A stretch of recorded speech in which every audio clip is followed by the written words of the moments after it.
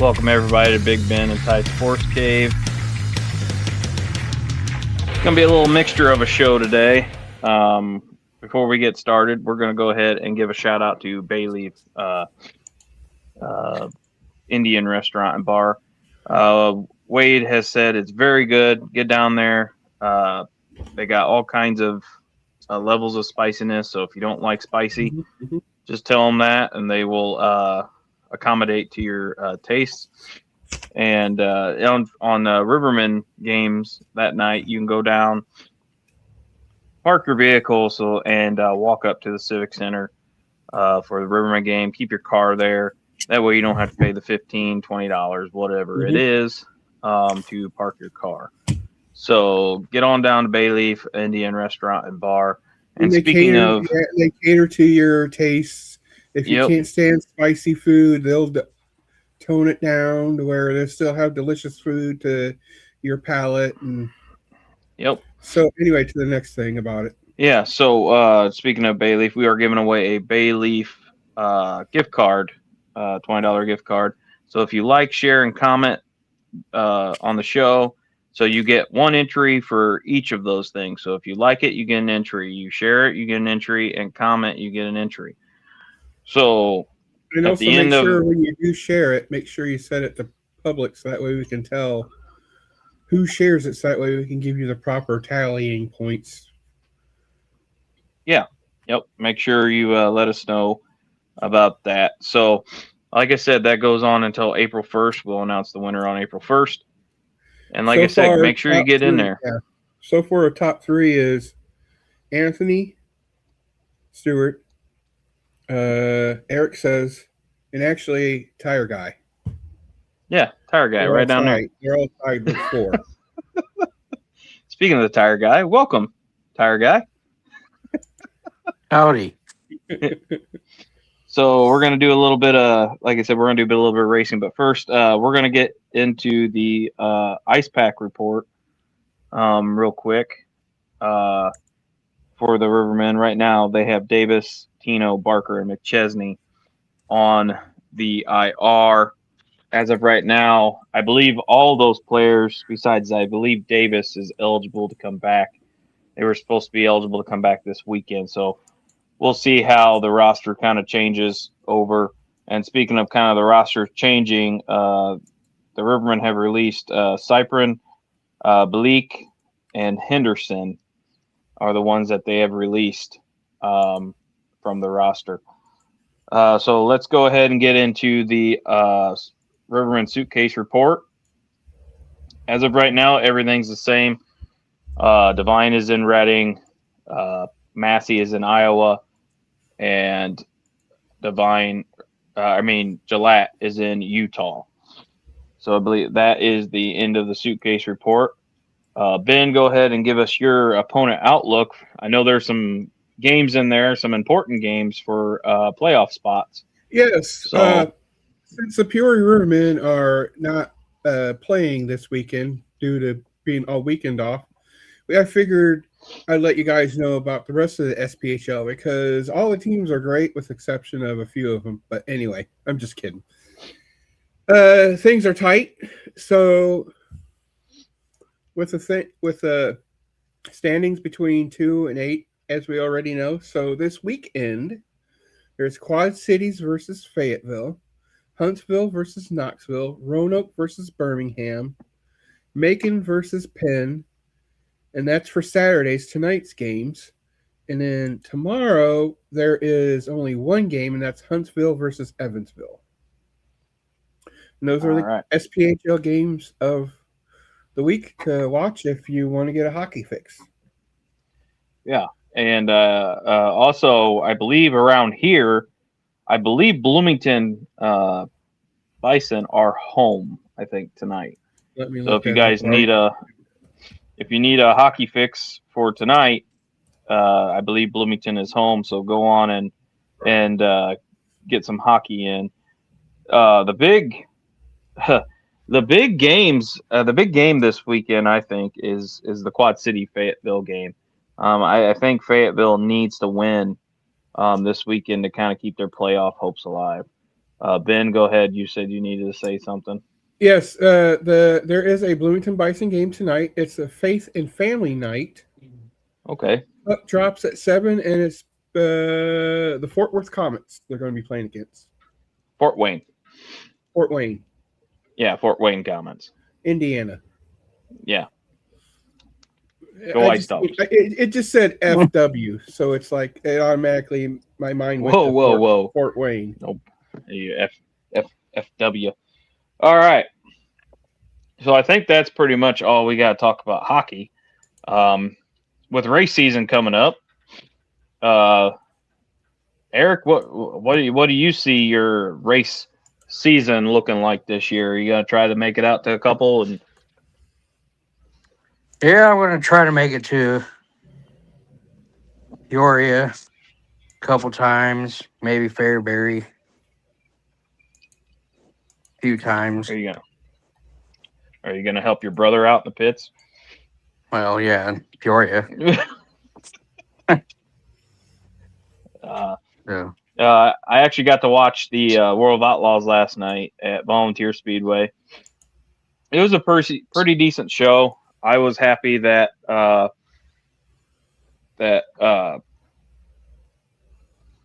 Mike Marlar got the win. Strickler took a nasty ride last night. Yeah. And I saw that, and he had some colorful comments for Ethan Dotson, and I kind of agree with him. It looked like when he got into Strickler there, he didn't lift at all. So I mean that's kind of a question. You know, you got somebody hooked, why you're not lifting? So you guys have any thoughts on that? I seen the video, and yeah, he didn't lift at all. He just kept going and took out a couple more good racers, like Herb. Took Herb out, and can't remember the other guy's name. But yeah, like I said, there was a couple good people in there. Ben, did you have a comment on that? No, I know you probably saw the highlight of it. I tried to watch it, but it was just glitching on me too much. I think I need to do some things to the computer because it kept doing the infinite circle every time, and the infinite circle. But yeah, going back to Wednesday night show. Fairbury has a bunch of specialties this year. It's almost like they don't have any regular nights almost. Eric, I know Ben's seen the schedule. Did you happen to look at that schedule? Yeah, I've seen it. It looks like they're more leaning on more big shows than having local shows hardly anymore, because Matt is such a good promoter. He just does what he does. Yeah, it's crazy. I remember when I was a kid going to Fairbury. There's a schedule. Going to Fairbury, and like almost every week was just a local show. And when I remember going in the 90s, it was like shows. All like there might have been like the Bob and Pappy Allen Memorial Race at the beginning of the year, but then the rest of the year it was nothing but regular shows, and at the end of the year they would end the year with the Prairie Dirt. And now it's like you said, it's like every other weekend is a special, it seems like. Yeah, and it's crazy how much that track has grown so much, right? From being just a local every week to having specials every time. I'm excited. I'm excited to see what the racing season brings, because Peoria's got some specials in there. Spoon River's got a flow night in America race. I think that's going to be cool to see. I mean, the super late miles down Spoon River is just, it's awesome. Right. Spoon River Speedway is such a good track. Sprint car guys love it, and I think it's going to be a fun atmosphere. I think around Central Illinois in about 3 weeks. 3 weeks start here soon. There's Spoon. Yeah, And Spoon don't have it long. Yeah, they got some specials, but this is the first year of was it Jacob taking over? Yeah, Jacob Denny. Now is Yes. that like another son of Maury, or is it like a grandson? That's Maury's son. It's like one of his other ones. Okay. Mm-hmm. So yeah, no, it'll be interesting, and like I said, Peoria. I'm gonna mostly race Peoria, I believe. I would have loved to see. There's going to be more level competition with Foria, and a lot of the racers there that'll help you out. So yeah, so I'm anxious to get started. There's a few things I need to do to the car. I would like to get out for practice, but we'll see what happens. Now, the cool thing about Peoria and Spoon River is that I really liked, and I think I touched it a little bit on the last show, but if you notice on the two schedules that we just shown, every other weekend is the Crown Vics. So whenever Peoria has Crown Vics, it's off for Spoon, and when it's off for Peoria, it's on for Spoon. And I thought that was kind of cool. Those two tracks are letting that new class race both tracks. Yeah, and the Crown Vics are going to be the future. I think, like the future Hornets. It doesn't cost a whole lot. It doesn't cost a whole lot, and as of now, I mean, it'll eventually go. It'll eventually get expensive. Was it last year or a couple years ago? Yeah, last year at Kankakee, Bill, the guy who was promoting it. Yeah, Nippenberg, he was selling some of his, rentals that were the Crown Vics, and he only was wanting like $1,500, $2,000 for it. It's already race ready. Yeah. So, yeah, it'll be interesting to see what all racing brings this summer. It's going to be interesting. I'm ready to kind of get started, and I think it's going to be a fun year. And speaking of fun, to make it fun for everybody, and this goes for me, Ty, Eric, if something goes downhill quick, like a fight or something, don't do it. Just suck it up, walk away, because all of the fighting does is create less people want to come to see races. And then with less people coming, the sport will die out. And despite some of the fighting that you have at some of the tracks, it is actually a very family-friendly sport to go to. Yeah. Because not only do kids get to see cars go fast, they get to see a pink car for the girls, or if other boy likes it, or 1 year, or actually for quite a bit of years in a row, Randy Billingsley Jr., his rap was a kid's cartoon, like Bluey or, stuff like that. And then afterwards, they get to go into the pit. And the kids get to see the cars, get to jump around the car. And someone is echoing.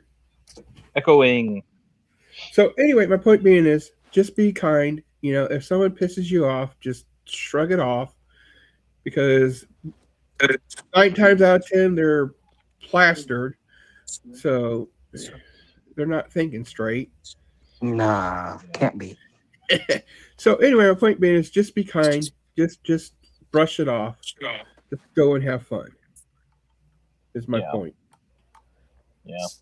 Today I got my co-host with me. The reason why I'm saying that is because I just want to flat out say it right now, so that way people can know about it before the season starts. Because full well there's going to be something happening where there's going to be a fight, retaliation, and it's like, And I get it. I get with the drivers. I get it. But the thing is, with me personally, I hate seeing a driver be like, "Oh, well, I'm going to ram him in the side and flip him over." Well, not only are you ruining his stuff, you're ruining your stuff too. Well, I mean, there's a way you can do it that doesn't ruin your stuff. Yeah, but my point being is, don't ask me how I know that, but don't go T-boning the guy just to. Well, no, I mean, there is a secret, not really a secret, I should say. It's a driver's code, Don't hit other drivers in the door,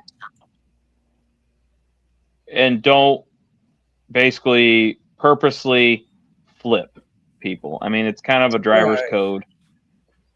I mean, sometimes you can't help it. You're going to hit them in the driver's door. There's just nothing you can do about it. But like, there was a wreck that happened in front of me one night, and I had to get on the brakes and turn the car so I wouldn't have hit this person in the driver's door. I mean, like I said, I try to take care of the other drivers out there, and I wish other drivers would think that way too. But I know there's some drivers that they don't think that way, and it's kind of sad. So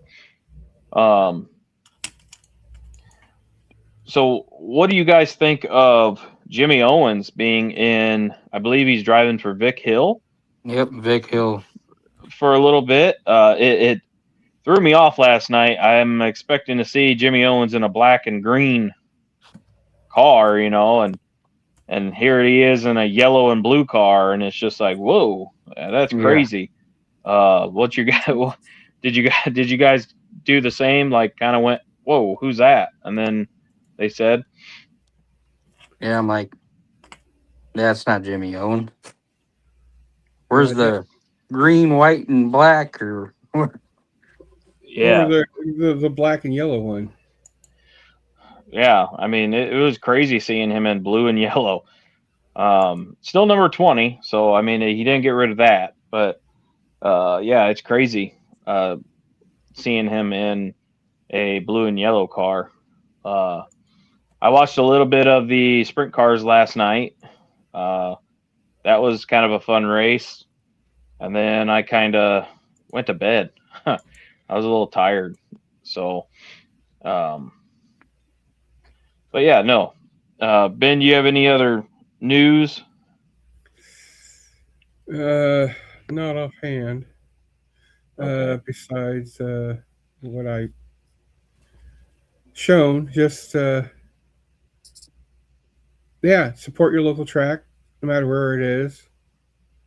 Because again, it's just something fun to do. It for me personally, it fixes my need for speed since I can't really race myself personally.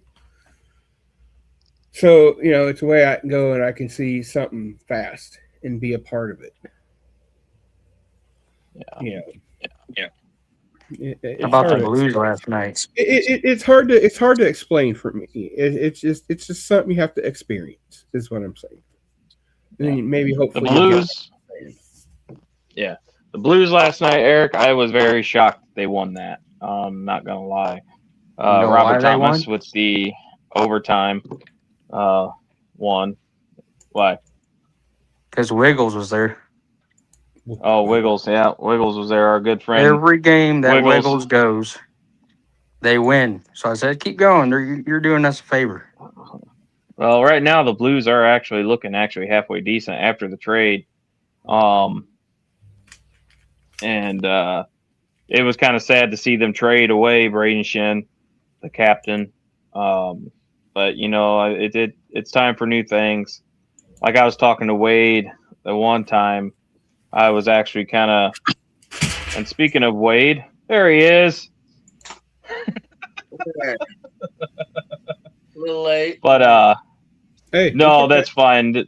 We, for full disclosure, we thought I was going to be a little busy today. and we thought we might have had to cancel the show.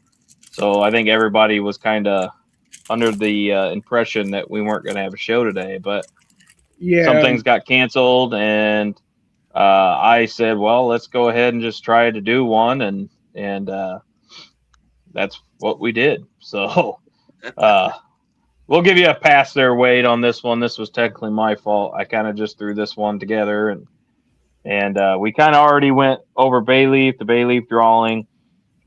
We did go over the opponent outlook. Now that you're here, I did mention something about a big series, and I saw that Quad Cities won last night against Fayetteville.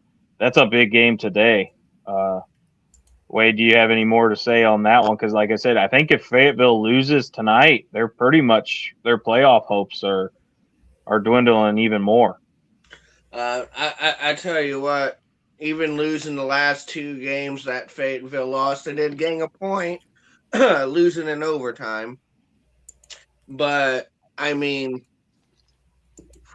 they're close to cooked right now, being in last place. They obviously today's a must win.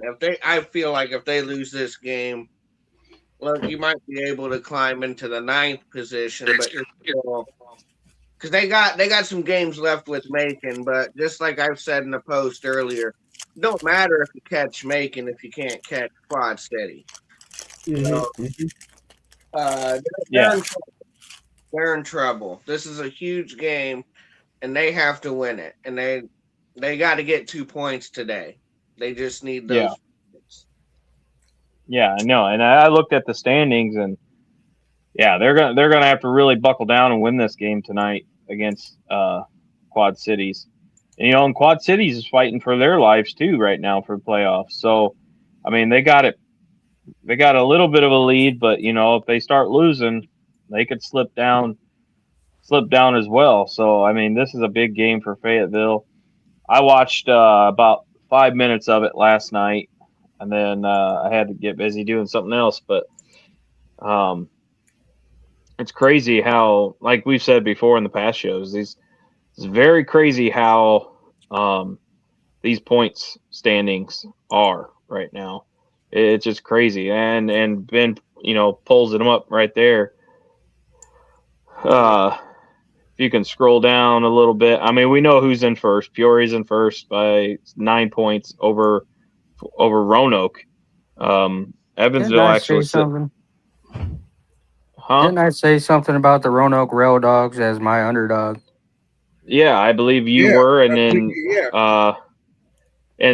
mine and Wade's pick was Knoxville, and I think Ben's was Quad Cities, and so far we're not horribly wrong. Quad Cities, like I said, could slip down if they lose, if they start losing some games here, but it's crazy how these points are. Like look at Birmingham and Knoxville. Let's say Quad City starts pulling some wins off, and Knoxville starts losing. I mean, they could jump Knoxville and Birmingham.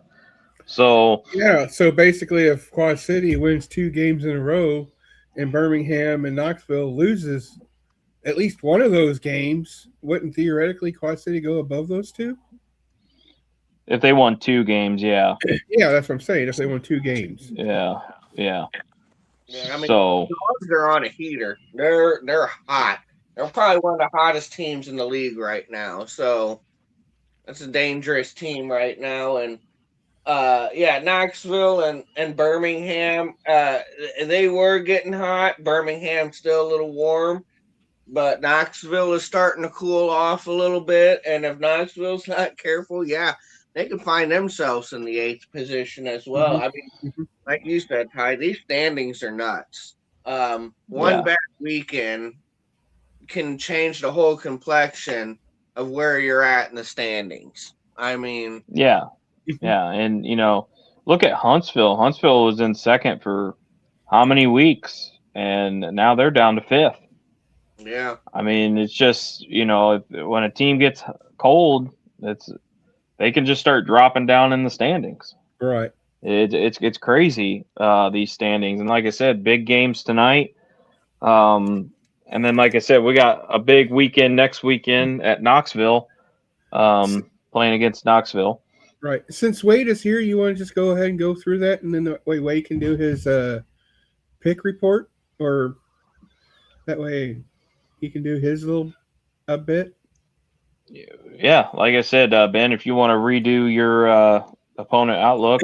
Okay, the opponent outlook is Quad City versus Fayetteville, Huntsville versus Knoxville, Roanoke versus Birmingham, Macon versus Penn, and Sunday's game is Huntsville versus Evansville. Yeah. So, Wade, go ahead and give us your featured face-off. Like I said, we kind of already started kind of talking about it. I'm sure it's the Fayetteville and Quad City game, but go ahead and tell us if you have another game that's on your radar a little bit too.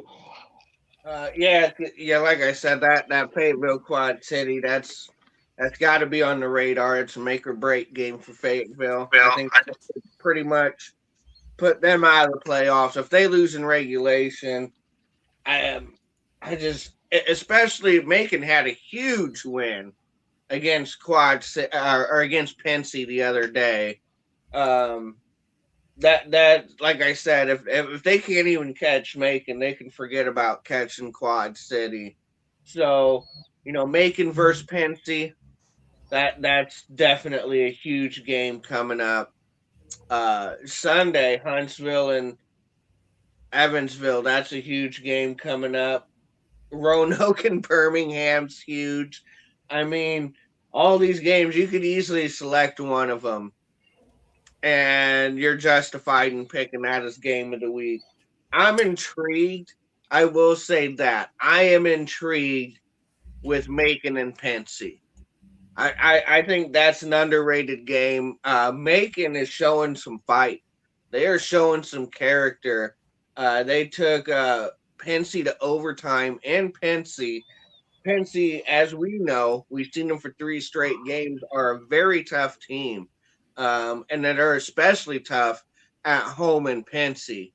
So Macon, they're making things interesting. And they're kind of showing, like I said, showing a lot of fight. I kind of have my eyes on that game as well, because if Macon can find a way to beat and sweep Pensy, that's going to shake up the standings. They're going to get 52 points, and say even like Marksman find a way to win today. Macon's in the playoffs, and now it's Quad City and a Marksman sitting out. So I do got my eye on Macon and Pensy. Macon, I think, is well aware of the standings. They got some good goaltending there in Macon as well, and they're fighting. So I would definitely keep my eye on Macon and Pensy, as well as Fayetteville and Quad City. We got some bangers down at the bottom, and with huge playoff implications. Yeah, I mean, it's just crazy, like if Roanoke beats Birmingham and did you say Knoxville, and not if Knoxville beats Huntsville, I mean they'd be tied tonight. So I think this is the tightest points I've seen in quite some time. Usually you have, your you got your second, your third, your fourth, and it's maybe 4 points difference out of everyone, But I mean, it's crazy how close, basically fifth on down is very close. Well, really third on down, because I mean, if Pensy wins and Evansville loses, I mean, Pensy could jump into third place. Yep. So it's, and if this, hopefully this wouldn't happen. I mean, how many games we have left? 7? Yeah, I believe so.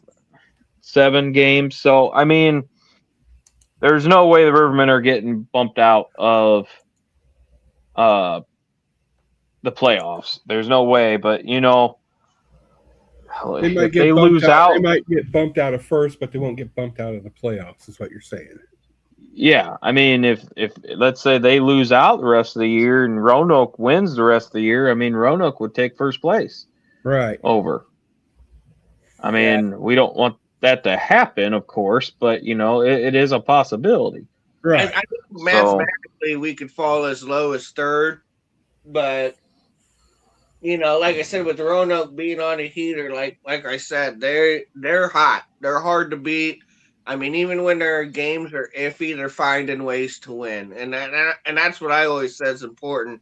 Even if you ain't playing your best, if you're finding ways to still win, just like we did during our win streak, it's still the sign of a hot team. Even when you're not playing your best hockey, you're still winning the game and getting 2 points, and that's what matters. Yeah. So Roanoke's doing exactly that. They got a big opponent against the Dogs because those are probably the two hottest teams in the league, Dogs and Bulls. So Yeah. I mean, you're like I said, you can pick about any game coming up and say that's the game of the week, and you're pretty much justified in that pick. That's how close these standings are. Yeah. And now that you're back on the show or here on the show, I mentioned it earlier, and Ben and I didn't get really a chance to talk about it. We'll talk about it now. The Rivermen have released 3 players so far this week: Cyprin, Balik, and Henderson. I think the one that kind of surprises me is Henderson being released. I guess I'll open the floor for discussion on those releases. So whoever wants to take it away, go ahead and take it away. But like I said, that's one that kind of surprised me. No, absolutely. Henderson was just wearing the A not that long ago. We seen the praises that Trudeau sang of him.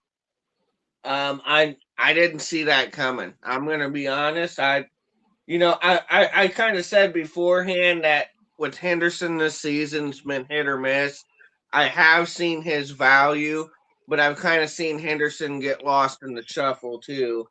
I will say that I am surprised though to see him get turned over. The other guys, not so much. I have a feeling we might see Riddle fall to that same fate, unfortunately. But you know what? We're getting some guys back from IR that are key players, especially with McChesney and Barker. We've seen how we looked without McChesney and Barker, and it's not good. So getting those 2 back is going to be huge, and you got to make room for them. So that's what it is. And with Tino too, I wouldn't be surprised if you've seen Tino kind of stay on the IR. I fully believe Tino will come off IR and he will be a playoff goalie for us. But this allows Tino to get well rested for the playoffs. I think it's going to be Jack and Tino in that situation. That's obviously speculation, but I mean, I have no reason to believe it won't be those 2, and that doesn't mean we're getting rid of Connor McAnanima. I think he'll just go on IR, and we'll carry him into the playoffs on IR, kind of there if we need him. So, I don't think the roster moves are quite done, but I do think they're coming to a close, if you will. Yeah, I agree. Playoffs. Yeah, I agree with that. Eric, Ben, do you have any comments on that? I don't know much about those players, so I wouldn't. I knew about McChesney on IR and that, but I didn't know the release. I actually saw McChesney not this week, But last week, I saw him Monday. He's coaching my son in spring hockey. He's running. Also, Wiesner is part of that spring hockey, and it's actually kind of actually good to see these new rivermen coming in, getting involved with the community and getting involved with like the youth hockey and stuff like that. Wednesday night was Wiesner and Big E. Norica was the two coaches on the ice for spring hockey, and it's really nice to see these new players kind of get involved right away. And I got nothing but good things to say about Wiesner now. I mean, yeah, when he was on the other team, of course, we used to call him Wiener. That's what he was. I still am. But he I still am. He just I think he's playing with a little bit more, I want to say a little bit more control. I think now that he's in the Riverman jersey, Do you? I'm sure. Does any of you think that because he was from a team that was a big rival with the Rivermen, that he's trying his best to get on good graces, so to speak, with Rivermen and Rivermen fans? I mean, there is times that possibly could be. But honestly, in this league, and Wade can probably back me up on this, there's so many times a teammate will go to a different team, and it's just one of those things where it's like, okay, whatever's in the past is the past. Yeah. I mean, I get that part too. It's just maybe there would be a fan, or maybe even the players are like, oh, well, he was there, so I think and it goes back to yeah, well, and even goes back to, and Wade can probably comment on this too. It goes back to Holton. A lot of people didn't want to have Holton with us, but guess what?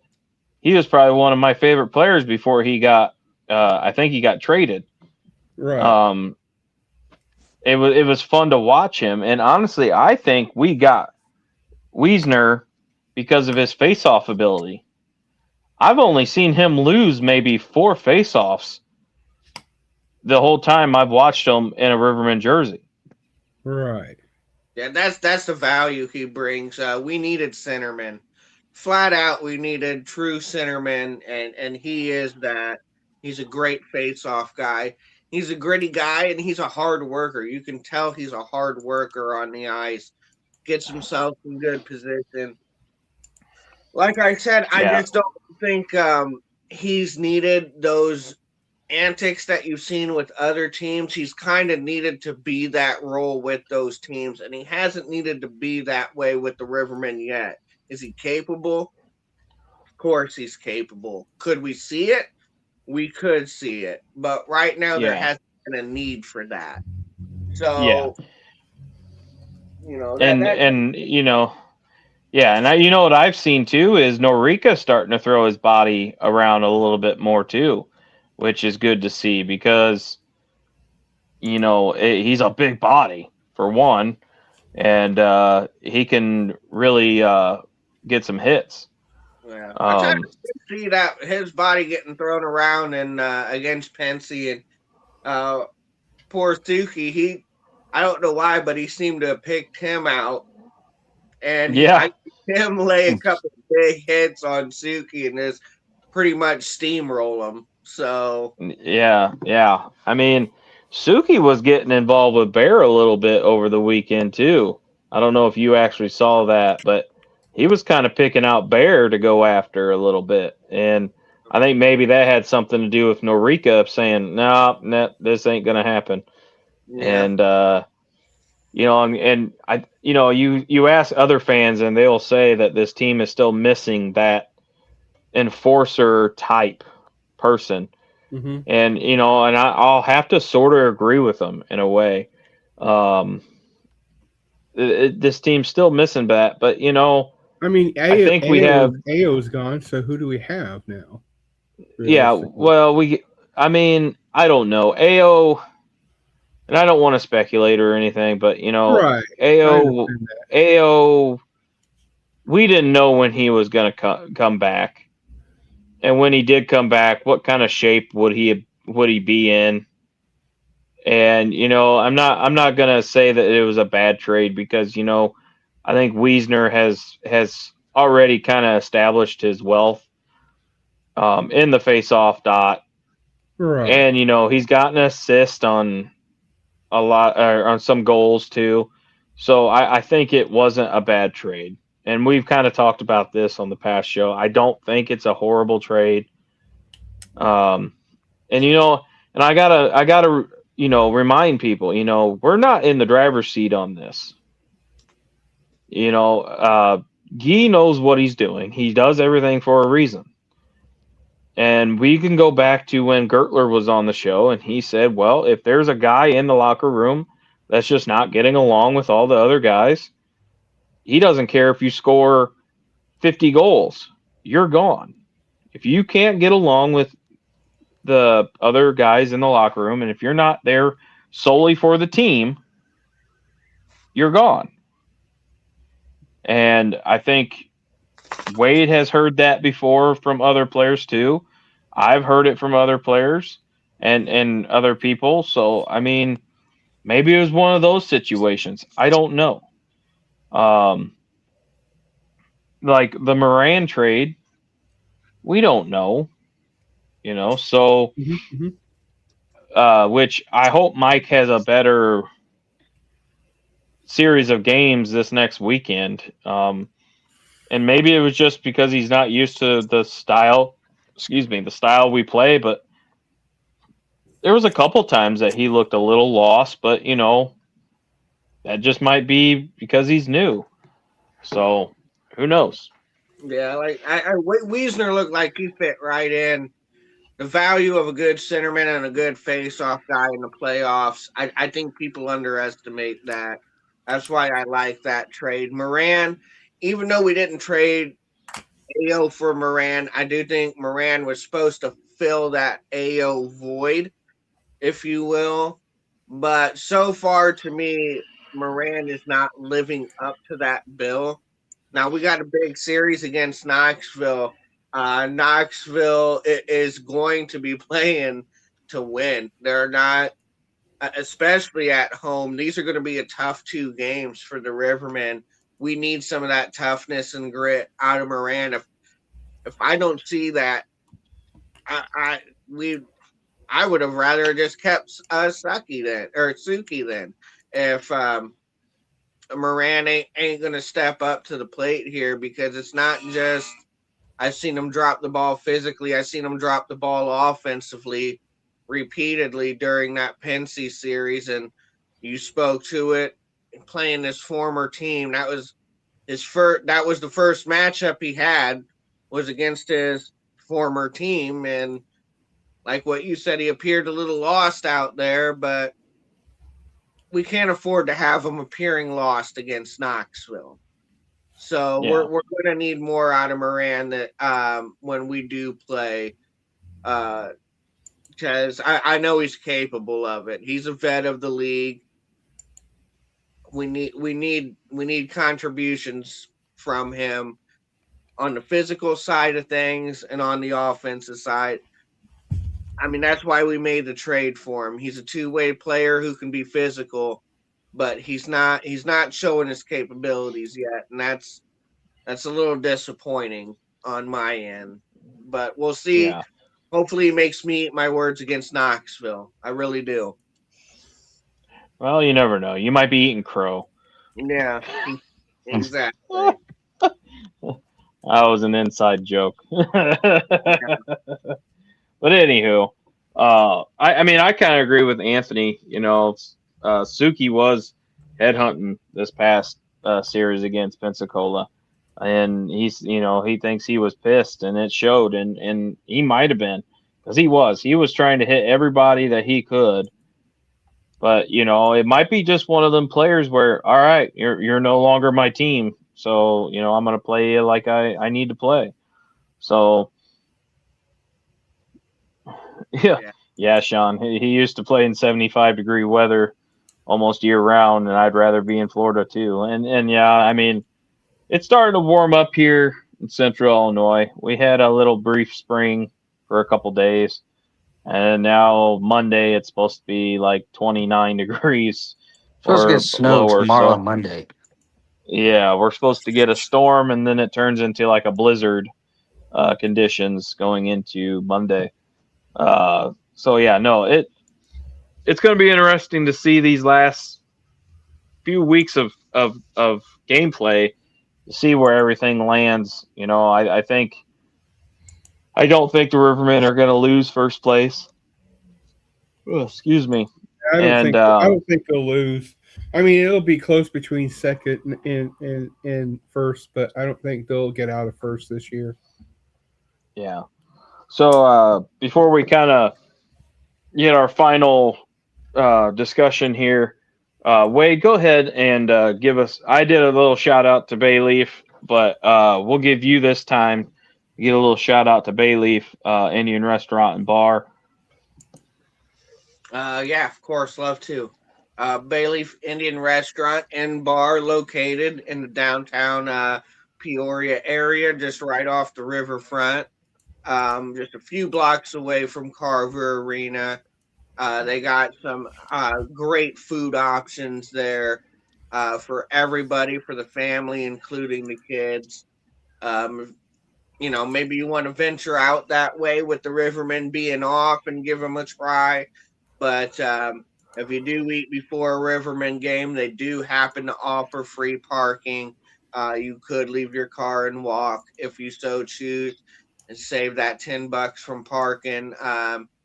Rather it's the parking garages or right at the arena, they charge the same $10.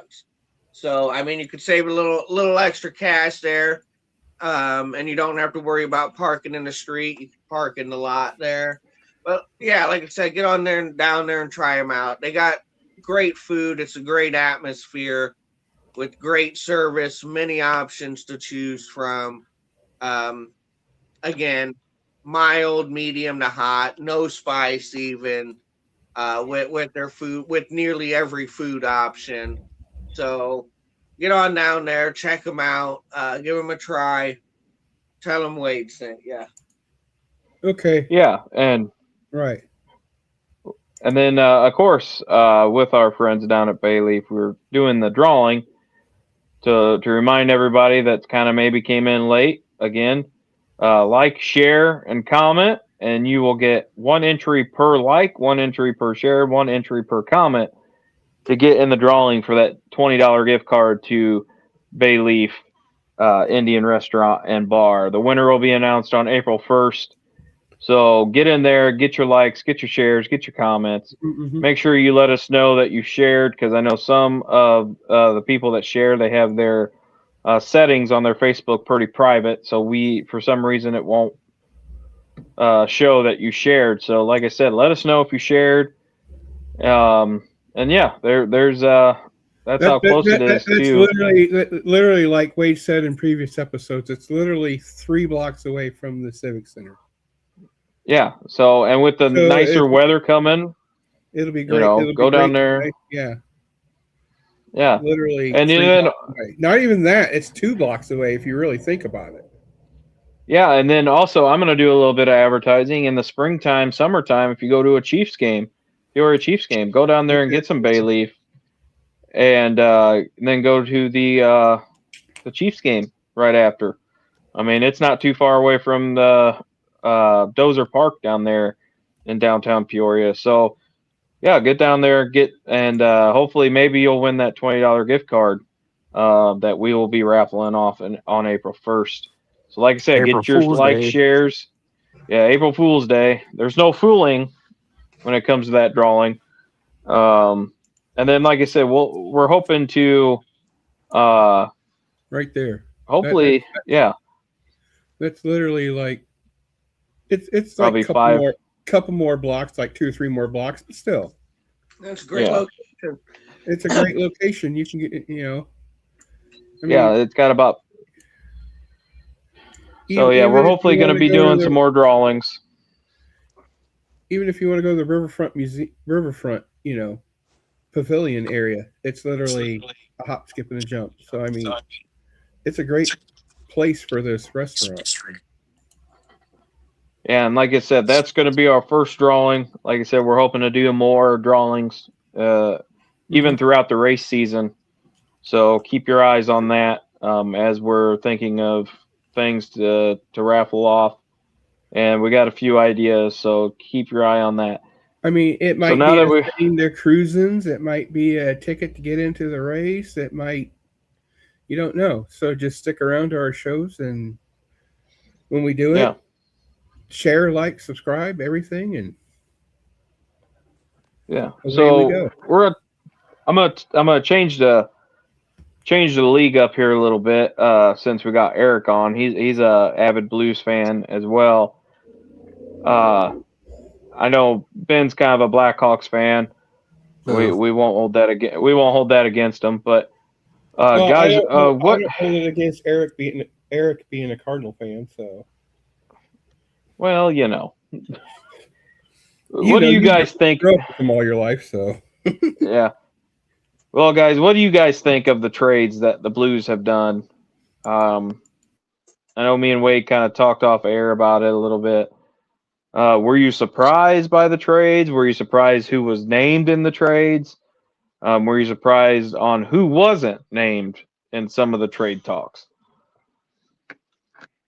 No, I think everything was a little par for the course. I know there were big rumors surrounding Bennington, of course. You're going to have that.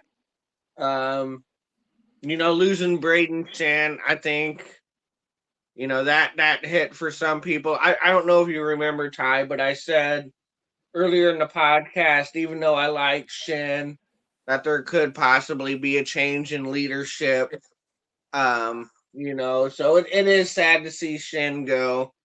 But I do think with that move, you kind of see a turning of a new tide there in St. Louis. And true to nature, just like it seems like every year that Blues get off to kind of a poor start, and then they get on a heater after the break. And that's kind of where they've been. They've actually been playing some good hockey. I believe they just beat the Oilers 3-2 the other night. That was a good game. Yeah, and they've been playing some good hockey. They have been playing. You got to kind of hand it to them that it was a rough start, but they've been playing much better and trying to make playoffs. I don't know if that'll happen this season, but we've been in worse positions and ended up raising a Stanley Cup. So, anything can happen. I get that part. Yeah. Eric, what do you have any thoughts on the trades? Were you happy? Were you sad?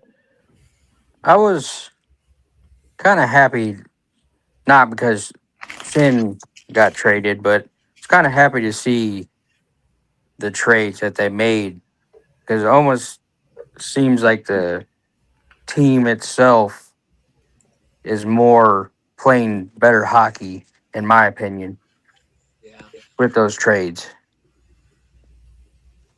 Yeah. And we only got Yeah, no, I was. And it was a 4-3 Yeah. loss to the Islanders. So Yeah, which Braden Shin assisted on that goal to beat his former team. I actually watched that.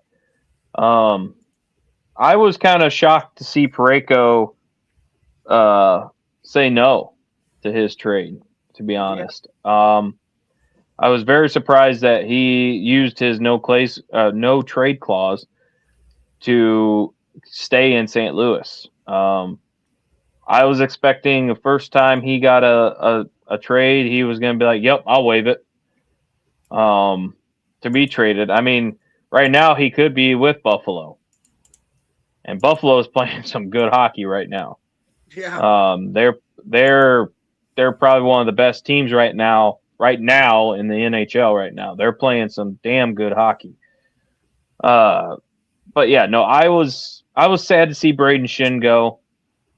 It kind of makes you wonder who's going to be wearing the C next year, because I know Wade said something about Parayko where maybe wearing the C, but honestly, I would not want to see that. You know, I personally think it should be Robert Thomas. If you want to make a statement, you want this team to be young, you want this team to, turn a new leaf. Not trying to be a segue to Bayleaf, but leaf. Let's give it to Robert Thomas. Let him see. I mean, he's a leader on the ice, as you already see. I see it. I think he could be a hell of a leader, hell of a captain. But that of course that's not up to us. But you see, like Parayko, he's still wearing an A. And I was sad to see Falk go. That's the one that I was kind of upset to see Falk go as well. I mean, he was one of my favorite players to watch defensively. I'll say it right now, I'm not 100% sold on Parayko. And I've talking to Wade, I've talking to Ben, and I've talking to Eric about off the show. Every time it seems like I go down to St. Louis and watch him play, it just looks like Parayko just stands there. I was a little surprised. I was like, okay, we're going to trade you, but you decline it. Okay, we'll give you the captain. Like, you literally were going to trade him. The only reason he is not on another team is because Parayko said no. It ain't because the Blues said no. And yeah, because everything was a done deal. Yeah. And then when he says no, you make him captain. I found that strange. I found that odd. And he wouldn't have been my first choice, admittedly, either. I'm right with you. I think I had Robert Thomas in mind for that. I love Robert Thomas. He's one of my favorites to watch. But I was surprised to see Parayko in that role. Rather that's a permanent role, I guess we'll see. But usually the people that get the C keep the C. And so I don't know what the off season has in store for us, if we're still looking to ship him or not. But we'll see where we're at the start of the new season next year.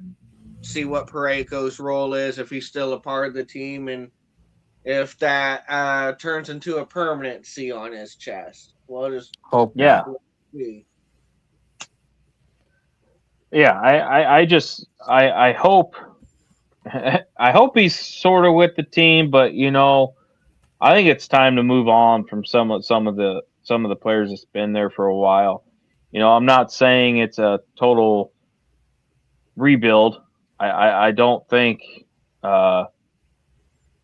we need that, because we still have some good pieces to the puzzle for the Blues. When and Wade, you said this before too. You don't think Holfer is the answer for goal. I really don't. I think he's a fine backup, but I think if he was given full reign, I kind of reminds me a little bit of like Jake Allen. Like, Jake Allen was a tremendous goalie for us, make no mistake about it. But every time he was given the full reins, he kind of stumbled in that role. So yeah, I think we'll get the same result with Hofferts. He's been playing better again coming down the stretch, but I do not see him being the franchise goalie moving forward. Yeah.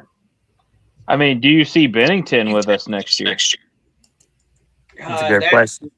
Yeah, that's a good question. Very good. As I think when it comes to Bennington, the price has to be right. I don't think they're just going to ship Bennington just to ship them. They want something out of Bennington. So Yeah. The price is going to have to be right, and it just depends on what the offer is. I do know teams are interested. I know Canadians showed a huge interest in Jordan Bennington. I think there's one other team that's slipping my mind right now. I even heard rumblings of Edmonton Oilers wanting Jordan Bennington. So I don't know. I mean, he has what? He has half the league on his no trade clause. Yeah, basically, and I don't blame him. But the bottom line is, like 6 of our last 7 games we won. We got a game tomorrow against Winnipeg. Like I said, we've had some good wins, beating teams like San Jose, Anaheim, Edmonton. I mean, San Jose and Anaheim are damn good teams. They're young teams. San Jose scares the shit out of me with their young talent. That team's going to be really good for a long time. I know people are used to San Jose being in the basement. Not no more. They got a great team over there in San Jose. So to see that win, and again in Anaheim, they're doing great things over in Anaheim as well. So that tells you that Blues are playing good hockey, beating teams like that, beating teams like Edmonton, who's been to the Cup the last few years in a row. Obviously, a team that has Connor McDavid on them. We got a few more Canadian teams coming up. We played Edmonton, Winnipeg, then we go to Calgary, then we go to Vancouver. So we're on a Canadian tour, if you will. Yeah, yeah. Like I said, it's gonna be interesting to see in the offseason what the Blues do, with personnel. Because like I said, they've already tried to trade away Parayko. Parayko said no. So what's the plans for him this summer? And it's going to be interesting to see. Are they going to move Bennington? Are we going to get more draft picks? Because we got a lot of draft picks from these last couple trades. So I think it's going to be very interesting to see what the Blues do to put on what they put on next year on the ice. It's going to be fun to watch too, because who knows, they might make a blockbuster trade this summer and get somebody that we really need. And you got some of the fans, they're not very happy with the GM, and in a way I'm not either. Why aren't we putting better product on the ice? And I'm not saying it's the GM's issue, but you got Armstrong in there pulling the strings, and you also got Alexander Steen in the office too. So it's just one of those deals, and I'm really hoping they're grooming Steve Ott to become our head coach. I think he would be a good fit. Yeah. When they fired what's his name? I can't even think of his name right now. Before they got the coach they have now, I was expecting to at least have them give it to Ott, at least interim head coach. And and honestly, I think I would have if I was in charge of that, just to see how he does. Because what if he becomes head coach and we start winning? Offer him a contract. But right now he is down in Springfield with their AHL affiliated team, and I don't think they're doing horrible under his leadership. So, like I said, it's going to be interesting to see if they give Steve Ott the chance here in the next few years. If things next in line, I really do. Yeah, and I hope he is. I hope we're right on that. So let me recap a little bit, and then we'll get to our kind of closing this up. We're not gonna do the big three today because there is no games today or tomorrow. for the Rivermen. We'll get to those on the Wednesday show. But is there anything else anybody want to discuss before we kind of recap? Well, like we were saying earlier about Bay Leaf contests that we're doing, just remember to like, share, subscribe, and when you do share, please make it public so that way we can tally, so that way we can get the correct points, so the person that has the most points can win it, because we don't want anybody arguing, being like, well, I know I had 10 points, and it'd be like, well, we only counted 7. Where's your other 3? Well, I shared it. Well, then we'll be like, well, we didn't see you share it. So that's why we need you to make it public, so that way we can give you the correct points to make everything fair. Yeah. And a shout out to Eric says, no, it doesn't count that you shared it to my messenger. Yeah. So with that said, one more thing I'll say before we wrap it up. As of right now, Anthony Stewart's in the lead. So with how many points? 5. Got 5 entries on that wheel. He got 5 entries on the wheel. And who's in second? Eric? Between Sean Kuntz and Eric and Tyler DeWitt. And then where's our Eric at? I know he does he count anymore? Tire Guy is in second. Oh, I thought you were talking about Eric Says. Okay. No, Eric Says is it's in second place too as well.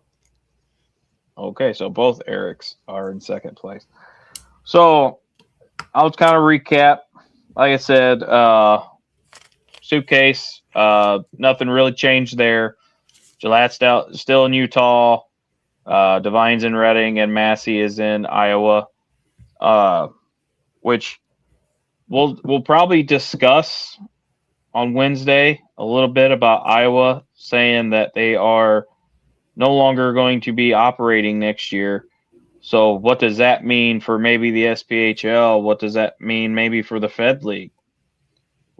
We'll just maybe discuss that a little bit coming up on Wednesday.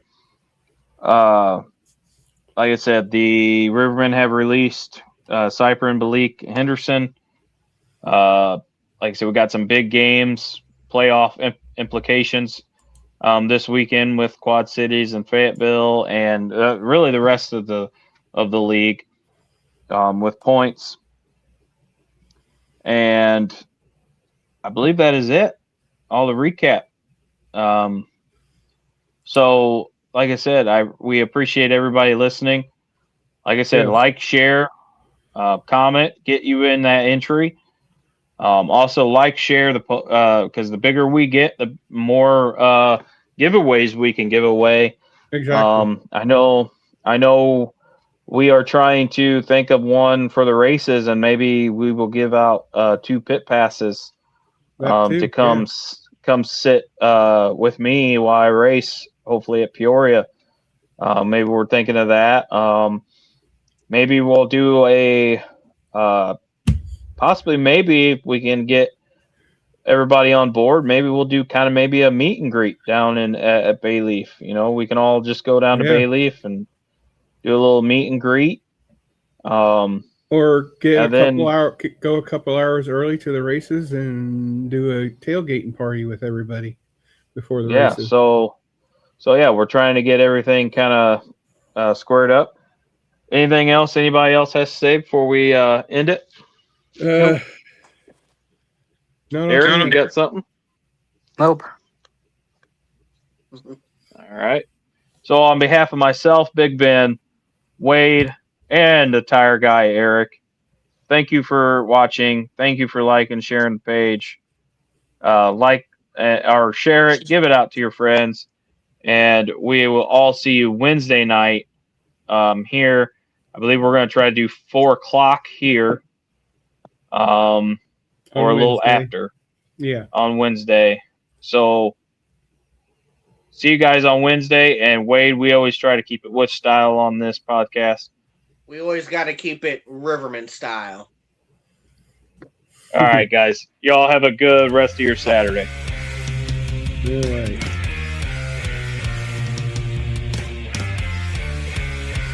Go Ice Dogs. Hey, hey, hey.